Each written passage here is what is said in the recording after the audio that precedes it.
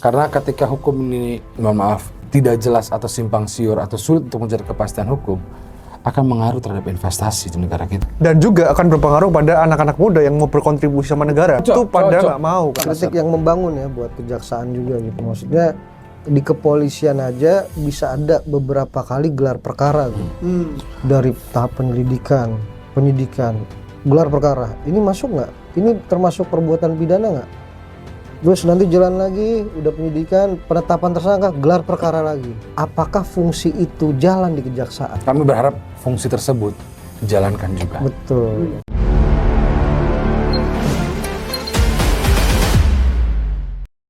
Tapi ini menarik Pak Bobi, saya cut bentar. Kalau biasanya pledoi itu ya, dalam satu persidangan ya, se-powerful apa sih? Sehingga bisa merubah keputusan hakim. Jadi begini, pledoi itu kan adalah kalau kita bahasa orang awam itu nota pembelaan. Kita membela. Apa sih sebenarnya yang kita tuangkan di dalam pledoi itu? Pastinya begini. Yang sudah-sudah yang kami alami, praktek dalam persidangan pidana, kita juga menguji dakwaan jaksa dengan saksi yang dihadirkan oleh jaksa, dengan fakta persidangan, lalu kita juga menguji hal tersebut dengan saksi yang kita hadirkan. Atau saksi yang meringankan, saksi ada charge, betul. Dengan ahli yang kita hadirkan. Dari dua kotak yang tadi diuji, lalu kita analisa apakah penerapan pasal atau kerugian yang diterapkan itu sudah sesuai dengan unsur yang memang diatur oleh undang-undang. Seperti kita tahu bahwa belum lama ini Mahkamah Konstitusi telah mengeluarkan putusan yang terbaru bahwa yang intinya adalah kerugian negara hanya bisa dihitung oleh BPK. Ada hal lucu di sini. Tadi seperti Sparta saya bilang, tiba-tiba kerugiannya naik, betul ya? Jadi 5, sekian. Padahal dari dakwaan pertama 2,1 sampai 2,8 miliar. Ada gap 3 miliar. Kita bertanya 3T. hukum. 3T. Maaf, 3T betul. Kita bertanya sebagai orang hukum. Jaksa ini kuliahnya akuntansi apa hukum? Kok bisa menghitung? Seharusnya kan yang berkompeten harusnya yang menghitung. Itu BPK dalam hal ini. Oke? Balik lagi. Dan juga kita juga bisa melupakan bahwa dari pihak Nadiem itu dia menghadirkan saksi ahli mantan BPK, mantan ketua BPK. Oke? Maka di dalam rangkaian persidangan itu semua berdasarkan fakta yang terungkap. Fakta yang terungkap ya. Maka harus dibuat dalam nota pembelaan yang dibacakan dan disampaikan bahwa menurut penasihat hukum dari Nadiem, mereka menganggap berdasarkan mungkin keterangan ahli atau keterangan dari ahli BPK, berdasarkan saksi atau bahkan berdasarkan alat bukti, surat, WhatsApp. Jangan lupa, WhatsApp, semua chat percakapan WhatsApp itu sudah dipegang oleh jaksa dan tidak ada kalimat kickback, untung Atau fee atau fee. apa dari Google gitu ya. Bahkan saya menyinggung tadi, menanggapi ada grup yang sebelum Mas Menteri dilantik. Mas Menteri Korting gitu ya. Di dalam grup itu aja tidak ada percakapan terkait bagi-bagi. Hanya persepsi aja, ini kita mau ngambil langkah apa ya, kebijakan seperti apa ya, metode seperti apa. Sudah tidak, menurut fakta persidangan seperti itu. Artinya nota pembelaan ini diciptakan dan dibuat oleh tim hukum untuk, kalau bahasa orang awam ya, mengcounter lah, melawan dakwaan atau tuntutan jaksa. Bahwa menurut tim hukum, ini loh fakta sesungguhnya, klien kita begini. Dan itu akan menjadi sebuah pertimbangan dalam setiap perkara. Sebagai contoh. Dalam kasus BBM, Kerry, dalam nota pembelaan, dikatakan bahwa tidak ada kerugian langsung atau total loss. Dan itu terbukti dalam putusan, tidak adanya total loss. Negara nggak rugi langsung. Itulah salah satu fungsi dari nota pembelaan. Jika kita mundur lebih jauh lagi, Thomas Lembong. Oh itu. Kita mundur lebih jauh. Coba kita menyambung apa kata Pak Henry. Apa sih nota pembelaannya bagaimana? Seperti apa efeknya? Thomas Lembong. Nah, itu ada kemiripan tuh Pak antara kasus Nadiem dengan Pak Tom Lembong. Cuma endingnya Thomas Lembong gerasi ya. Ya ada abolisi. Abolisi. Jadi pejabat publik atau pejabat pemerintahan itu mempunyai hak diskresi. Oke. Itu dituangkan dalam Undang-Undang Nomor 30 tahun 2014 tentang administrasi pemerintahan, di mana pejabat publik boleh melakukan sesuatu dalam rangka menyelesaikan masalah yang konkret, khusus masalah negara, dalam hal belum ada peraturannya, tidak diatur, atau sudah diatur tapi tidak jelas dan tidak lengkap. Karena urgensinya dia boleh mengeluarkan kebijakan gitu. Nah, waktu kasus Pak Tom Lembong ini 2015 kalau nggak salah, itu stabilisasi harga pangan khususnya gula itu lagi kacau. Stok di dalam negeri kosong, terus harga tiba-tiba melonjak 14.000. Bahkan digelar rapat 13 instansi kalau nggak salah. Itu ada Kementerian Dalam Negeri, selain Kementerian Perdagangan ya, ada Kementerian Pertanian.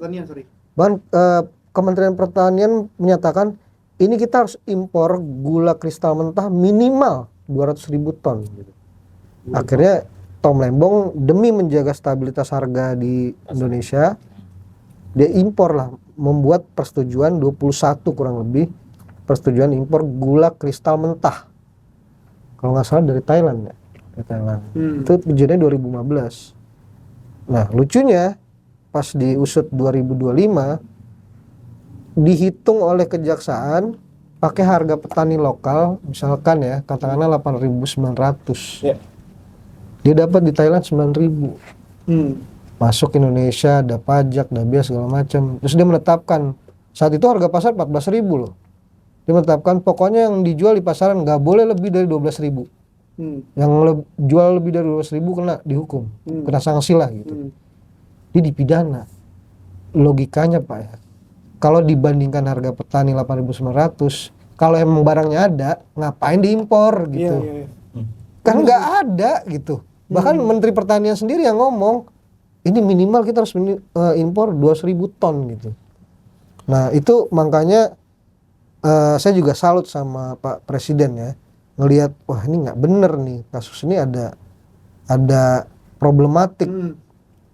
Akhirnya Pak Presiden mengeluarkan Kepres nomor 18 tahun 2025 abolisi tentang Tom Lembong.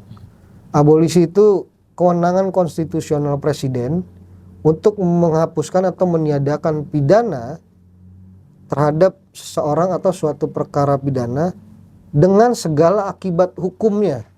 Oke. Dan itu final ya? Final. Dianggap seperti semula, tidak ada apa-apa. Itu kalau dihukum kasta tertinggi tuh. Kasta tertinggi berarti ya. Berarti nggak akan bisa ada misalnya ya apa namanya itu banding dan lain-lain nggak bisa. Jadi karena segala akibat hukumnya ditiadakan. Jadi seperti semula lagi, kembali seperti semula, seperti tidak apa-apa. Oke. Nah, melihat kasus Tom Lembong pun juga terjadi, Nadiem. Apa yang terjadi ketika saat itu kalau tidak salah Presiden yang bilang, ini kan ada urgensi nih COVID gitu. Untuk pendidikan tambah anggarannya Pak Nadiem. Betul. Mas Menteri. Agar merata pendidikannya. Karena artinya perintah Presiden digitalisasi pendidikan tuh dianggap prioritas utama lah. Oke. Karena apa? Ya kita nggak munafik juga. Salah satu negara yang hebat dan besar itu adalah pendidikannya juga menunjang tinggi dong. Yes. Pak Nadiem dalam hal ini Menteri, dia berusaha untuk mendigitalisasi. Jadi semua SD SMP dari ujung sampai ujung Indonesia. Oke. Tapi di sini karena jaksa melihat bahwa oh tiba-tiba ada kenaikan saham, dijual sahamnya.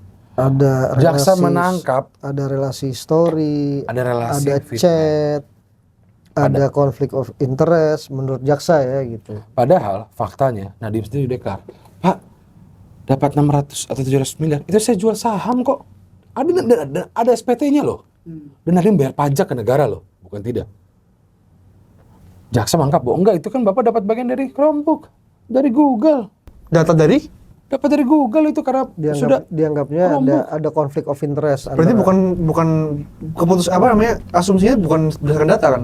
Cuma sebagai asumsi aja kan berarti. Makanya kita masih bingung nih, nanti pembuktian jaksa gimana tuh, bisa nggak membuktikan? Akan menarik untuk Betul. itu. Karena kan nggak boleh orang dihukum atas persepsi atau asumsi. Iya, Yes. iya. Harus Nah, bukti gitu. bahayanya hari ini dewasa ini kita bilang bahwa banyak kasus-kasus yang kita lihat itu terkadang diputus hanya berdasarkan asumsi. Iya. Banyak.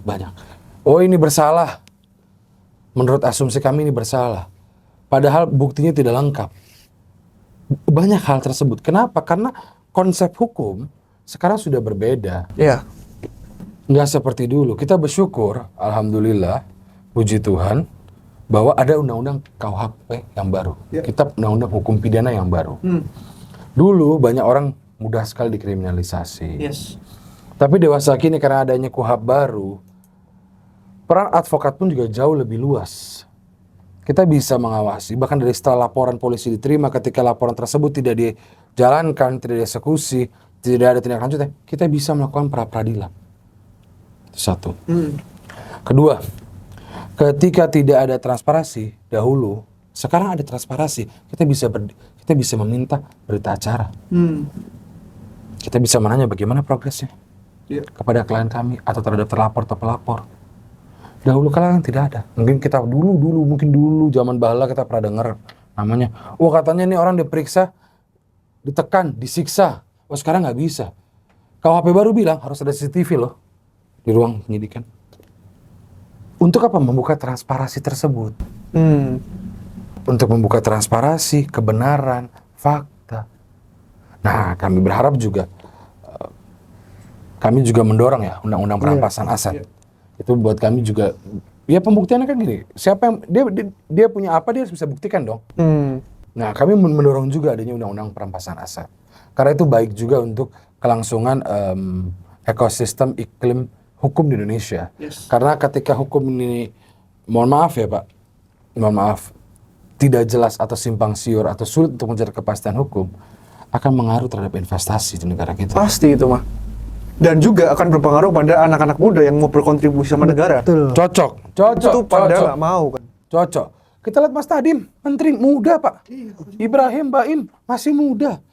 Khawatir Nanti kita. besok-besok khawatir ada profesional hebat, cemerlang. Nggak mau balik ke Indo. Nggak ada yang mau masuk jadi direksi BUMN atau apa, atau masuk kementerian, nggak bakal ada yang mau. Mereka Takut mereka. akan berpikir ketika saya mengabdi kepada negara, saya ujung-ujungnya Dipidana. ini anomali ini mulai terlihat loh. Mulai terlihat sedikit-sedikit pelan-pelan. Kasus Mas Nadiem, Tom Lembong. Iya. Gitu. Orang pinter-pinter loh tuh, orang-orang hebat. Oh, orang-orang hebat semua itu. Orang-orang hebat semua itu mereka. Lulusan Harvard kita tahu, Harvard University. Ibrahim dia membuka Bukalapak kalau tidak salah. Berapa juta lapangan pekerja yang dia ciptakan. Besok nanti kita nggak tahu 2 tahun 3 tahun lagi ada lulusan mungkin dari MIT, Harvard, atau dari Jerman ahli teknologi, anak muda, atau dari Guangzhou. Dia memang inovatif di bidang teknologi atau bisnis. Dia meng-create sesuatu di sini, lalu dia ditarik pemerintah untuk mengabdi. Mana mau? Sulit. Iya. Sulit. Keburu takut. Apalagi Gen Z sekarang, kita lihat Gen Z sekarang. Pada mau kabur loh Pak. Ada kalau nggak salah kemarin tren kabur aja ya. Kalau Kabur aja dulu. Ya, kabur aja dulu. Besok negara kita kehilangan anak muda, karena kabur aja dulu. Nanti Bahkan, sorry nih ya. direksi BUMN isinya yang bukan Balik yang orang dulu. kompeten gitu. Dulu founding father kita bilang siapkan 10 anak muda. Kita kan goncangan dunia. Sekarang 10 anak muda luar negeri takut digoncang pribadinya. Nah itu tuh. Ini anomali yang harus pemerintah harus hadir, harus bisa mencegah juga, berikan edukatif, kasih lapangan yang lebih luas, bukan ya kocok-kocok hukum, salahkan. Oh, sama saya menyambung tadi soal pasal 18 huruf B itu kan spesifik ya. Pak Nadiem dikenakan uang pengganti. Nah, bunyi pasalnya gini. Sebesar-besarnya uang pengganti tersebut sebesar harta benda yang diperoleh dari tindak pidana korupsi yang didakwakan tersebut. Bisa nggak tuh jaksa buktiin? Gitu. Dalam waktu 2 minggu ini ya? Iya kan 5,6 dari triliun dianggap uang pengganti. Padahal uang pengganti itu nggak boleh melebihi dari uang hasil korupsi. Gimana cara buktiin 5,6 triliun itu emang Nadiem nerima gitu? Nah mari kita lihat nih. Nah itu kan tanggal 2 Juni pledoi. Iya. Sebenarnya nggak ada kesempatan sih. Habis pledoi putusan. Makanya saya bingung nih. Kan tadi saya bilang dakwaan dari pertama aja 2,1 sampai 2,18. Tiba-tiba tuntutannya 5, Jadi nanti setelah habis pledoi, ya kan, jaksa punya kesempatan. Kalau menurut KUHP baru disebut bantahan atas pembelaan. Kita lihat nih bagaimana bantahan dari jaksa ini seperti apa kita lihat. Gitu. sah-sah aja mau menuntut tinggi, tapi pembuktiannya itu harus juga mumpuni, harus ketat gitu. Karena kan dalam hukum kita kenal siapa yang mendalilkan dia harus bisa membuktikan. Betul. Yes, betul. Gitu. Jangan sampai dari pihak sebelah atau sebelah Jangan sini. cuma dinilai dari valuasi saham, SPT pajak gitu. Tapi tadi yang diinfokan itu menariknya gini ya.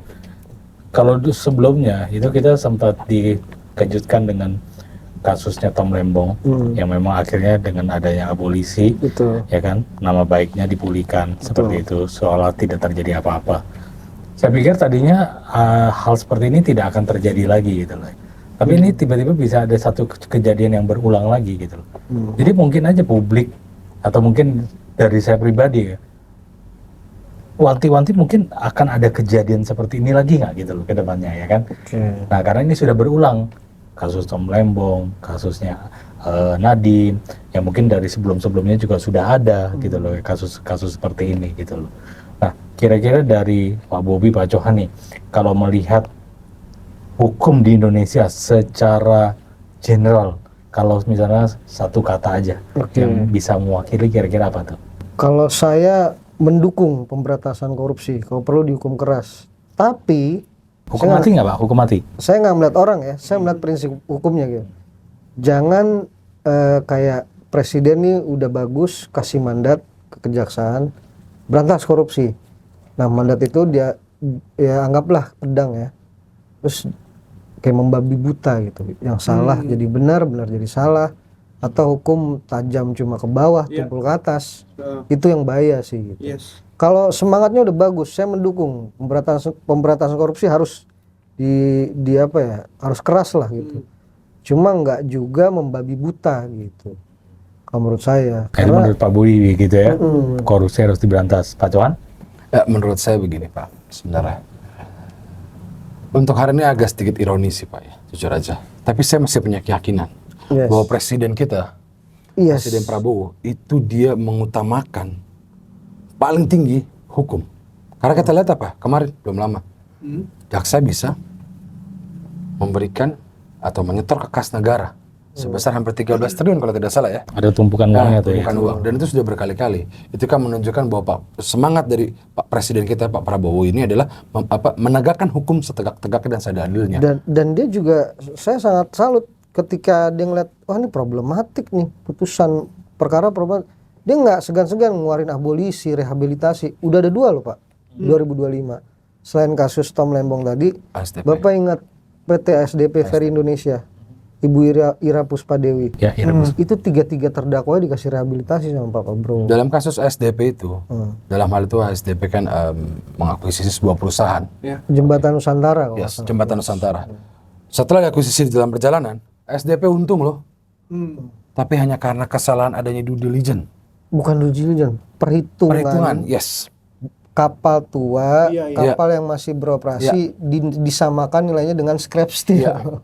Padahal yang dibeli itu jalurnya loh. Jalur Padahal ekspannya yang lebih penting. Ekspansinya itu, bayangin Pak, kita nggak tahu waktu itu berapa puluh kapal. Iya. Mengurus izin 1 kapal aja, Susah banget. Siupal itu di Kementerian Perhubungan, Dirjen itu Hubla, minimal 6 bulan. Hubungan laut. Tapi Ini bicara teori ya, bukan praktek. Kita nggak tahu birokrasinya. Iya, iya. Ini puluhan kapal. Berarti kan ASDP ekspansi besar-besaran nih. Dia akuisisi selain membeli kapal, membeli jalur, trayek segala macam. Nah itu juga menarik tuh. Ada dissenting opinion dari satu hakim. Tahu nggak hakimnya siapa? Siapa? Yang menghukum IBAM, Pak Sunoto. Yang menyatakan kerugian negara ini nggak segini. Ada pengelmungan harga. Satu laptop 4 juta. Padahal dia tuh yang ngasih dissenting opinion waktu kasus SDP. Dia bilang Ibu Ira dan direksi ini harus diputus lepas atau onslah karena dilindungi oleh Undang-Undang PT. Kalau nggak salah pasal 97 ayat 5 tentang business judgment, bahwa direksi tidak bisa dihukum selama dia menjalankan tugasnya dengan prinsip kehati-hatian, terus Jurisprudensi. bukan kelalaian mereka. Terus dilihat dari prakteknya due diligence sudah. Berkali-kali ya Pak, berkali-kali due diligence ya. Itu penjajakannya karena dari 2019 sampai 2022 akuisisi itu. Lama juga ya. Betul. Jadi benar-benar teliti, ada tenaga profesional di sana, due diligence, prinsip kehati-hatian. Ya pokoknya akuisisi itu dinilai sama Pak Sunoto ini nggak bermasalah. Itu aja yang sudah hati-hati. Bahkan hanya karena bahkan kapal yang tua menguntungkan aja. loh. Iya, menguntungkan ya. Karena hanya kapal tua dianggap merugikan negara. Yes. Padahal di endingnya kalau kita lihat laporan keuangannya untung loh. Untung. Yang mahal itu sebenarnya membuka jalurnya loh. Izinnya Jalurnya loh. satu kapal aja 6 bulan. Itu bicara teori ya, kita nggak tahu birokrasi. Tapi kalau tadi kita bicara soal abolisi ya, kira-kira ini siapa sih pembisik presiden? Yang kira-kira presiden kan sibuk nih. Ini jadi nyambung ke politik nih. Paham nih, partner saya lebih jago politik. Iya enggak lah. Kalau yang saya tangkep ada loyalis, orang yang sangat loyal dengan Pak Prabowo, orang Gerindra itu juga siapa nama? Pak Sufmi Dasko. Ketua Oh, oke. Yes. MPR. Sufmi Dasko itu wakil ketua DPR. Wakil ketua yes, DPR. wakil ketua DPR. Pak Sufmi Dasko ini punya DIPAR. Kebetulan jabatannya lumayan struktural di Kejaksaan Agung. Melalui itu Prabowo jadi kenceng maksudnya dalam arti positif ya, berantas korupsi gitu. Nah ini pertanyaan yang tadi saya mau nanya nih Pak Bobi, kenapa kok menurut keyakinan saya gitu ya Pak Bobi ya, kok Kejaksaan Agung 5 tahun belakangan ini, atau nggak usah 5 tahun lah, Prabowo menjawab udah hampir 3 tahun ya, 3 tahun ya, ini kencang sekali gitu loh anginnya dibandingin KPK. Karena powernya di situ Pak. Nah itu KPK ini kan kalau dilihat kok melempem ya. Nah itu menurut saya tuh kok nggak ada ini lagi ya. Biasanya tuh ada apa istilahnya tuh OTT sana sini dan lain-lain. Sekarang tuh mulai redup. Sekarang kejaksaan ini bersinar sekali gitu loh. Betul. Ya karena tadi faktor tadi ada iparnya Pak Sufmi Dasko. Berarti ada keseriusan lah dari presiden mau negakin hukum gitu. Cuma lewat kejaksaan. Karena kan kita tahu Pak Sufmi Dasko wakil ketua DPR, loyalis Prabowo banget. Bisa dibilang tangan kanannya Pak Prabowo lah. Tangan kirinya? Jadi kenapa KPK ini agak sedikit melemah ya? Kita lihat kan begitu kan.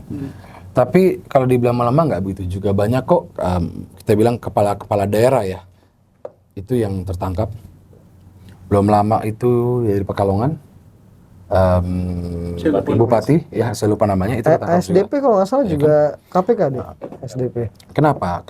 Kalau kami orang hukum melihat bahwa ini terjadi ketika adanya merevisi Undang-Undang KPK, yaitu Undang-Undang Nomor 19 tahun 2019. Ini sangat memicu kontroversial, bahkan sempat ada demo besar-besaran gitu di masyarakat gitu. Karena nilai publik khususnya untuk pegiat anti korupsi justru merasa bahwa undang-undang yang telah direvisi ini melemahkan KPK. Begitu. Kenapa? Karena KPK di sana menurut para aktivis-aktivis undang-undang anti korupsi itu kehilangan status independensi KPK itu hilang. Kedua, kehadiran Dewan Pengawas. Dulu kan belum ada Dewan Pengawas. Ketika ada revisi tersebut disahkan, adanya Dewan Pengawas. Artinya kan Dewan Pengawas itu bisa mengawasi, memerintahkan atau memutuskan sesuatu. Artinya independensinya akan bisa digoyahkan. Karena ada komisaris gitu ya. Bahasa di jalanannya begitulah. Bahasa di jalanannya ya. Ya kan? Lalu yang lebih lucu lagi terkait dengan SP3, pemberhentian perkara gitu. Untuk pertama kalinya diberikan kewenangan KPK untuk menerbitkan SP3 yang beresiko digunakan untuk menghentikan kasus-kasus korupsi yang besar. Karena undang-undang ini menurut kami, karena undang-undang ini problematika melemah, maka Jaksa Agung yang maju. Padahal kalau KPK-nya undang-undang dibalikin lagi, bayangkan di kiri kanan ada 2 penegak hukum yang kuat. Sebenarnya semangat presidennya udah bagus gitu. Tinggal orang Eksekutor. Ya, eksekutor implementasi di lapangannya lapangan, aja. Dan kami balik lagi, kami juga meminta, kami juga memohon melalui channel ini juga agar didengar bahwa oleh pejabat-pejabat kami sangat mendukung perampasan aset. Undang-undang perampasan kritik aset. yang membangun ya buat kejaksaan juga gitu. Maksudnya di kepolisian aja bisa ada beberapa kali gelar perkara tuh. Dari tahap penyelidikan, penyidikan, gelar perkara. Ini masuk nggak? Ini termasuk perbuatan pidana nggak? Terus nanti jalan lagi, udah penyidikan, penetapan tersangka, gelar perkara lagi. Sampai P21, kalau P19 gelar perkara lagi. Oke. Nah, maksud saya, apakah fungsi itu jalan di kejaksaan? Oke. Kami berharap fungsi tersebut dijalankan juga. Betul. Nah sekarang kita ngomongin soal kondisi negara nih Pak dan masa depan bangsa Indonesia ini. Katanya kita kan punya penduduk ini bisa dibilang kayak bonus generation bonus ya. Dia masuk Demografi ya betul, bonus demografi. Nah tapi kayak kita lihat hukum sekarang tuh kayak jadi kayak sebuah alat politik. Jadi orang-orang mungkin udah mulai nggak percaya. Bahkan kemarin investor dari Cina atau pengusaha-pengusaha Cina itu sempat menyurati Pak Presiden tuh untuk bisa membuat kebijakan yang baik buat investasi mereka di sini. Dimana sebenarnya investasi mereka kan juga dibutuhkan untuk memajukan bangsa ini. Ya. Menurut Pak Bobi, menurut Pak Johan gimana? Jadi begini. Kenapa mereka bersurat? Pertanyaan begitu. Kita lihat dulu. Yes. Apa sih permasalahannya? Dewasa kini kalau kita melihat, setiap berubah pejabat, berubah juga aturannya. Betul. Kebijakannya berubah. Berubah juga kebijakannya. Kedua, kondisi hukum kita hari ini bisa bilang bahwa ya impor dibutuhkan misalkan 4 izin. Ternyata untuk mengurus 4 izin ini bercabang. Jadi 16 gitu. Jadi 16. 4 betul, tapi ada 41, 42, 43, ada subnya lagi. Oke. Kita melihat bahwa mereka ini, para investor-investor ini ada keluh kesah, ada kegelisahan. Terkait apa? Kepastian hukum. Terhadap perizinan, regulasi, dan satu lagi yang paling penting. Izin. Pungutan liar. Di negara kita ini, waduh. Pungli di mana-mana, Pak. Pungli di mana-mana. Sebenarnya apa sih yang mau sama investor? Dia kan cuma mau kerja normal, aman, berjalan dengan lancar, tanpa ada sengketa yang tidak bisa diprediksi. Ya udah itu. Kalau fondasinya udah kuat, ya saya yakin Bisa kayak Vietnam mungkin ya. betul. Sebagai contoh ya kita lihat ya, dewasa ini. Kita lihat Jawa Barat nih yang lagi tersohor nih. Bagaimana Gubernur Jawa Barat itu dia bisa merapikan pungutan liar. Bahkan dia sampai kalau tidak salah buka besar-besar lowongan kerja khusus ya untuk warga Jawa Barat loh. Yang ditempatkan di Subang, di Kerawang. Artinya apa? Kepala daerah atau gubernur atau pemangku jabatan turun langsung ke masyarakat. Habis tuh preman di Bandai. Habis Pengaruh ya berarti ya? Ngaruh banget Pak. Investor yang tadi ragu-ragu akhirnya jadi berani. Oke. Tapi maksudnya di Bandai dia merangkul ya. Ya, merangkul. Maksudnya dibanding kayak gini caranya nggak bener pungli. Ya udah. Kasih solusi. Kasih solusi gitu, resmi gitu. Oke. Digaji oleh pemerintah daerah kayak gitu. Itu mungkin jadi investor ngerasa wah ada kepastian hukum nih jelas gitu. Lalu begini juga ada dalam surat itu kalau tidak salah terkait dengan restitusi pajak, proses pengembalian, kelebihan bayar. Nah, kenapa mereka itu bersurat? Karena kalau kami melihat juga pada saat pengembalian restitusi tersebut, ini di kita ini berlarut-larut cukup lama. Sedangkan kan kita tahu bahwa namanya bisnis dia butuh cash flow, perputaran yang cepat. Yes, bukan hari ini belanja, jual, untungnya untuk 10 tahun. Oh enggak lah. Orang pasti cash flow kok. Nah, dalam aturan restitusi kita, ini prakteknya ini cukup lama juga nih. Setahun, 1 tahun. 1 tahun Pak, bayangkan Pak, betul Pak Henry. Bayangkan, misal ada uang 1 miliar, ketahan 1 tahun di negara. Kalau ada, mungkin ada bagi hasilnya, mungkin orang mau. Orang awam akan berpikir, lebih baik saya taruh ini di bank, atau di instrumen pembiayaan yang lain, saya dapat return setiap tahun. Let's say 10% or 12% for 1 month is 1%. Siapa yang tidak mau investasi begitu? Ini kan dia naruh uang di negara 1 tahun, tahun depan baru bisa cair dan itu pun juga belum tentu tahun depan. Kalau ada alasan teknis, Pak dokumen ini kurang, Pak dokumen ini kurang. Mohon maaf, secara teori yang kita hadapin, setiap kita bersidang, ini praktek kami ya, Pak, semua dokumen upload. Tapi prakteknya, ujung-ujungnya kita harus bawa hard copy. Terus buat apa dong upload? Itu kegelisahan kita bagaimana dengan pebisnis. Iya. Ujung-ujungnya apa? Hard copy juga yang dibutuhkan. Artinya apa? Regulasi pun juga belum, saya tadi bilang tidak ya, belum sangat amat melindungi di bidang investasi. Yes. Oke, seperti kita lihat kondisi saat ini, kemarin kalau nggak salah Presiden habis berpendapat ya, mengeluarkan statement di DPR MPR ya, terkait dengan rancangan anggaran 2027. Catatan saya di sini ada beberapa. Dengan hasil ada pemotongan anggaran BGN. Oke.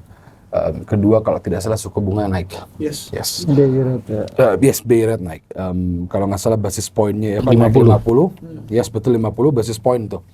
Artinya kan ada sedikit kepercayaan tuh. Ya kan? Seharusnya ketika ada kenaikan BI rate dan base point 50, investor-investor harus ditarik lagi dong.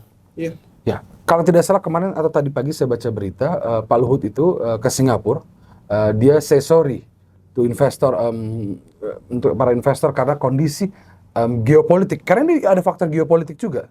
Kita nggak munafik bahwa terjadi perang yang terjadi ini mempengaruhi sistem investasi juga. Perdagangan Bukan dunia. kita juga internasional. Yes, terlepas di internal kita juga ada sedikit problem, tapi internasional berpengaruh.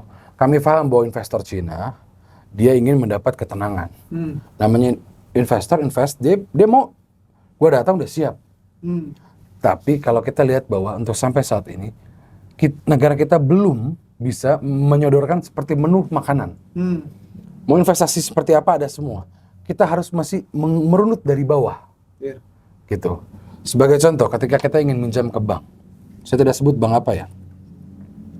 Prosesnya begitu panjang, BI checking, dilihat dulu asetnya, dilihat dulu perputarannya, jaminannya, agunannya. Lalu dilihat dulu, Pak cash flow-nya gimana Pak? Dilihat dulu Pak laporan keuangannya bagaimana? Bayangkan ketika ada investor datang besar, dia butuh fresh money, dia ke bank, dia butuh waktu 3 atau 6 bulan dulu atau bahkan setahun untuk punya perputaran, baru dia dapat pinjaman. Ini kan mempengaruhi. Kalau kita lihat di negara luar sana, agak berbeda. Contoh, mungkin tetangga kita. Seperti tadi Vietnam. Yeah. Red carpet diberikan kok. Kalau saya tidak salah, kopi ada salah satu brand Indonesia yang buka pabrik di sana ya. Saya nanti dicek aja kalau nggak salah. Ya, salah satu ada perusahaan besar di Indonesia itu dia buka pabrik di sana. Saya sebagai orang hukum berpikir itu perusahaan besar loh. Kategori udah multinational company. Begitu. Kenapa dia harus invest di negara luar?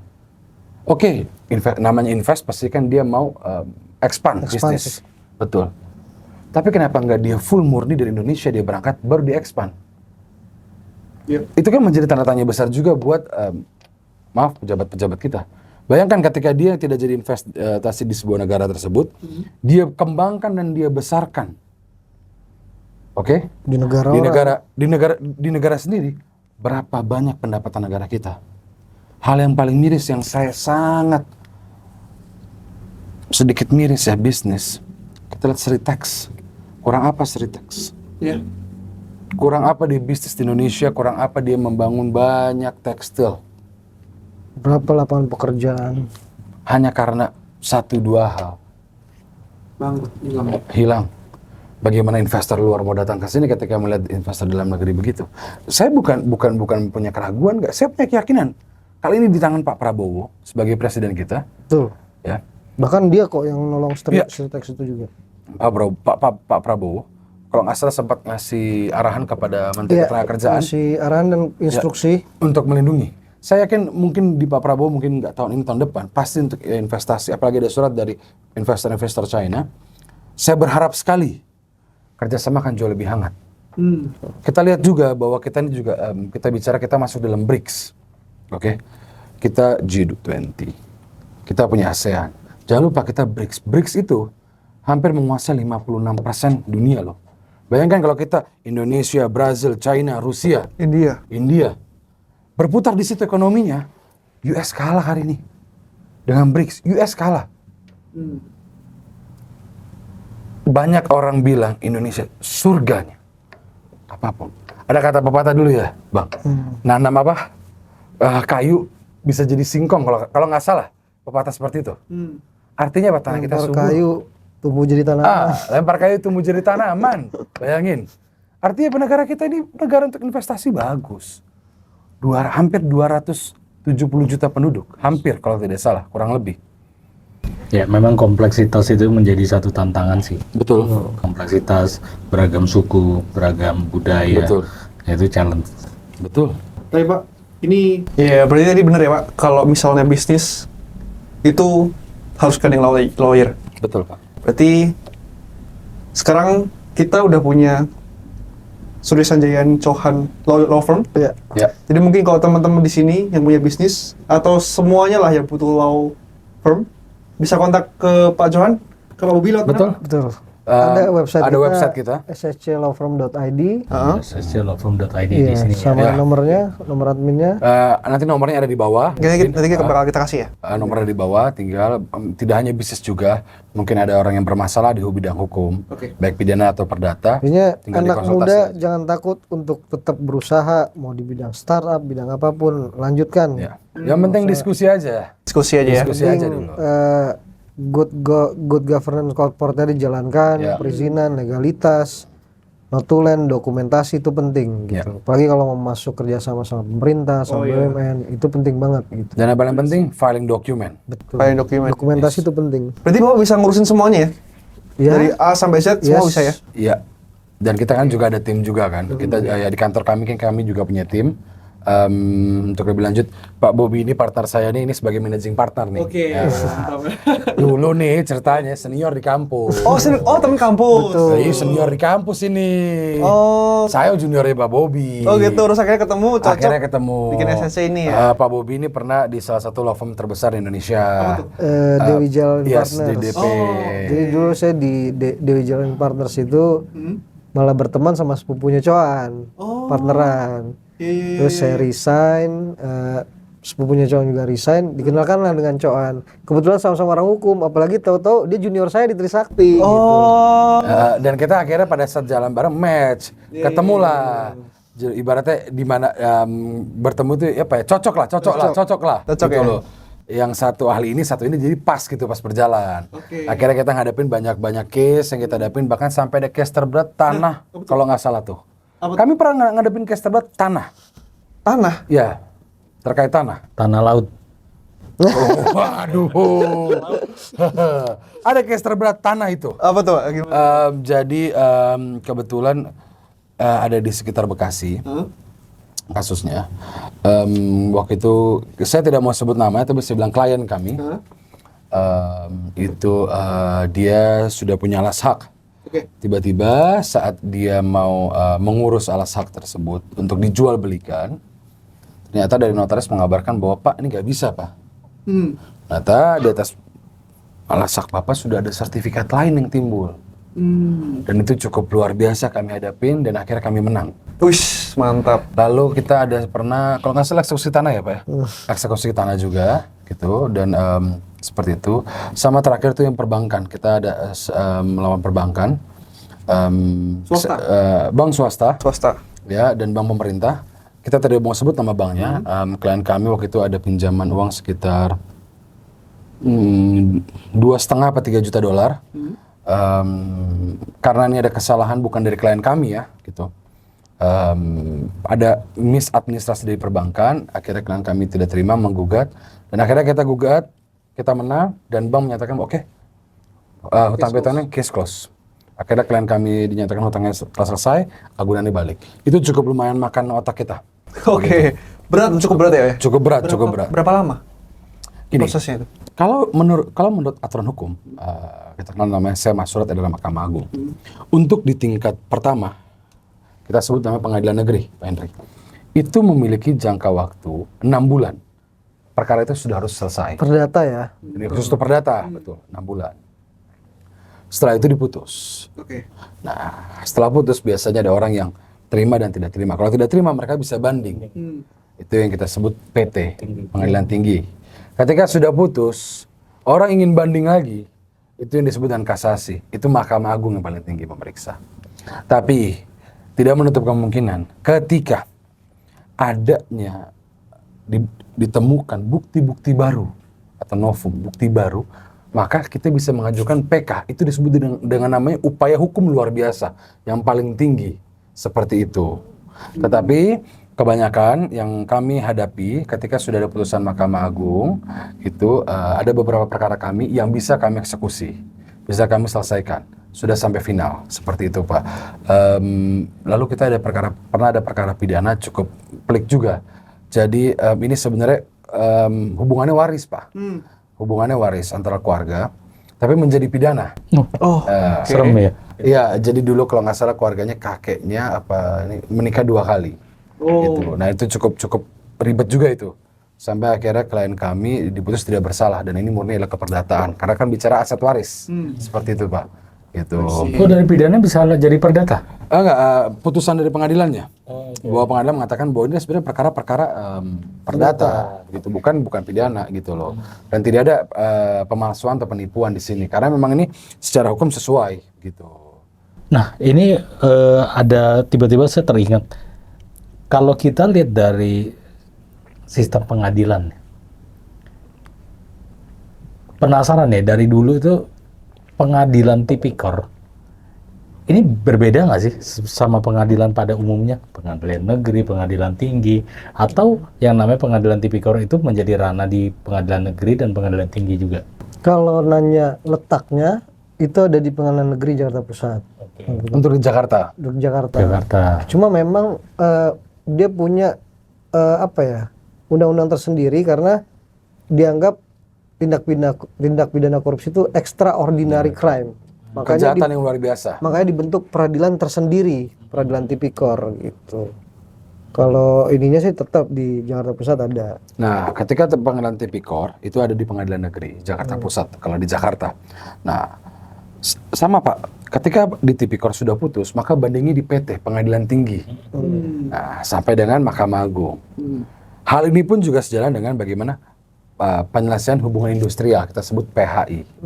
Nah, itu ada kalau untuk di Jakarta, ada di Jakarta Pusat ya. Betul, Pengadilan Negeri Jakarta Pusat. Berarti kalau misalnya taruhlah ada satu kasus yang artinya bukan dari negara ya, maksudnya swasta, itu misalnya meliputi tindak pidana korupsi, itu otomatis akan masuk ke pengadilan tipikor? Maaf, ini artinya kan saya coba ekstrak dulu, adalah swasta yang melakukan. Ya. Oke. Gini, kalau swasta dengan swasta, artinya perusahaan A dan perusahaan B. Oke. Perusahaan A ini ibaratnya membeli barang kepada perusahaan B, tapi sama salesnya B ini di markup harganya. Oke. Ini masuknya terhadap pidana umum. Ranah bukan tipikor Ya, itu. pidana umum. Oke. Terhadap hal ini, untuk lebih detail kita memang harus lihat kasusnya dulu. Tetapi bisa diterapkan ya penggelapan dalam jabatan atau penipuan dalam jabatan, atau memang dia menggelapkan atau menipu. Seperti itu Pak.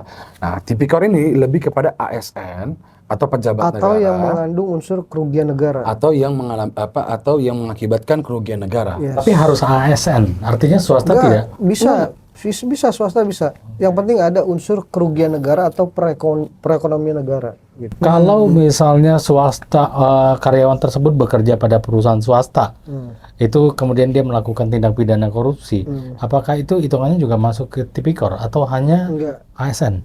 Penggelapan dalam jabatan. Berarti Bu itu nggak masuk tipikor? Enggak. Yang masuk tipikor berarti ASN? Yang merugikan keuangan Yang merugikan negara. secara langsung? Bukan uang perusahaan. Tetapi swasta juga bisa ditarik dalam tindak pidana Betul. korupsi. Contohnya kasus Tom Lembong. Kan ada perusahaan swasta Sampai yang hari mengimpor. ini Oh iya, yang betul ya. importer itu masih disidang loh. Kalau nggak salah satu lawyernya Bang Hotman. Itu pihak swasta sebagai importer gula kristal mentah tadi. Ya. Sampai hari ini masih disidang. Padahal menurut abolisi segala akibat hukum dari suatu perkara tersebut ditiadakan. Tapi sampai sekarang menurut jaksa itu kan berlaku buat Tom Lembong doang. Lalu selain itu juga ada yang kita kenal namanya PTUN, Pengadilan Tata Usaha Negara. Lalu mungkin yang santar Pengadilan Agama gitu. Ya, itulah banyak ranah peradilan di Indonesia gitu. Tapi setiap peradilan ini punya kewenangan dan dia memeriksa, memutus terhadap perbedaan-perbedaan perkara-perkara tersebut.